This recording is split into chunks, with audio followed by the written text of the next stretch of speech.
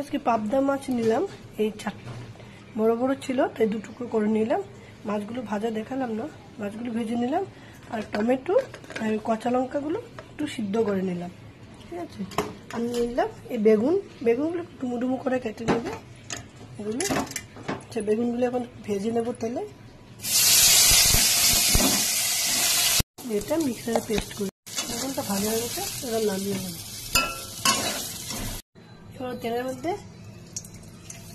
কালো জিরে আর ওই আমাদের নর্মাল জিরেটা ওটা দিয়ে দিলাম, কালো হতে দেবো। তেলটা গরম আছে, পেঁয়াজটা দিয়ে দেবো।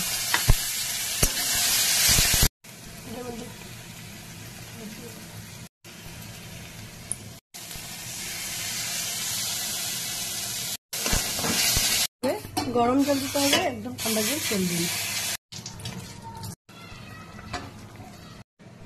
দেখো কি সুন্দর একটা আমার বেগুন আলু পাবদা মাছের ঝোল হয়ে গেছে। কার কেমন লাগছে বলবে একটু।